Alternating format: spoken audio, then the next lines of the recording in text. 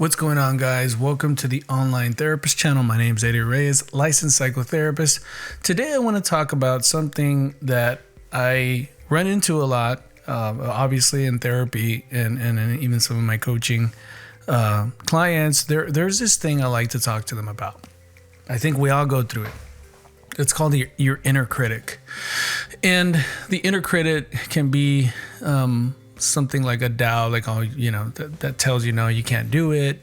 These, the thoughts that you have in your mind that's negative, like, no, you can't do that, or, man, you'll never achieve that. And so your inner critic, everyone has an inner critic. Everyone wrestles with that. But sometimes the inner critic takes over all the narrative.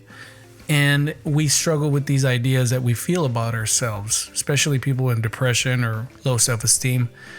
And you actually accept these negative thoughts about yourself. Sometimes they're true and you got to do something about it, but a lot of times they're not. And there's a thing called self-fulfilling prophecy. The more you think about it, well, the more you'll become, right? I mean, you're going to act out that which really dominates the story. And we all tell ourselves stories inside us, right? What I want to focus on those that have that negative story about themselves. You know who you are. We've all gone through it. You think very low about yourself. You feel hopeless. You feel that, maybe life didn't turn out the way you wanted it, and, it's probably not going to turn out any better moving forward. Maybe you're in a bad breakup and you don't feel like you deserve love, and I'm just not good at relationships, or, I haven't succeeded. Maybe I'm just not destined. Those are negative stories that you're running. And the way that you change that is you have to acknowledge that that's a toxic relationship that you have with yourself. A lot of times people want to talk about, man, I have a toxic relationship with my ex. I had a toxic relationship with someone else, or that friend is toxic. But in reality, we hardly ever evaluate our relationship with ourselves. And let me tell you, if you really do scan it through, you're going to find there's some really toxic relationships, a relationship that you have with yourself. You get used to believing negatively about yourself. And so that becomes a toxic relationship. You're relating to that idea. And I'm always talking about people don't have ideas have people. Well, that's an example. It's not necessarily a thing or a person, but it's something that lives in you that you're entertaining. And if you're struggling with that, the reason why it's hard for you to let it go, it's the same reason why people don't leave abusive relationships. They get so used to it. It becomes their normal. Have you ever seen a friend that's like, how can you stay with that person? They constantly abuse you physically and emotionally. Or why do you accept that? Your ex back, she's always cheating on you. They're used to that negative, toxic area.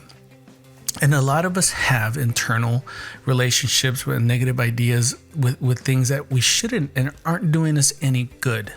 So how do we change it? Well, first of all, you have to really pay attention to the things that are coming out of your mouth when you are speaking about yourself, even jokingly, even in a group. Oh yeah, I'm always the self-deprecating in public. Yeah, maybe once or twice here and there. It's charming, but if you find yourself always publicly self-deprecating about a particular subject, that is probably an unhealthy story that you're believing and accepting to be true.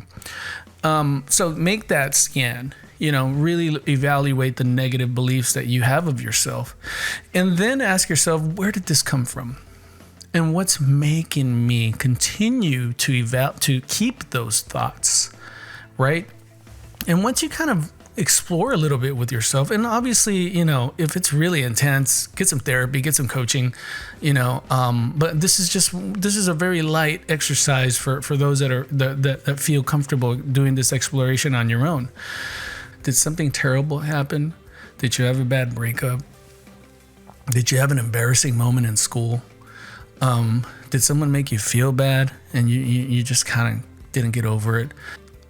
So we have this comfort with these ideas that are negative about ourselves. It's comfort. It's home.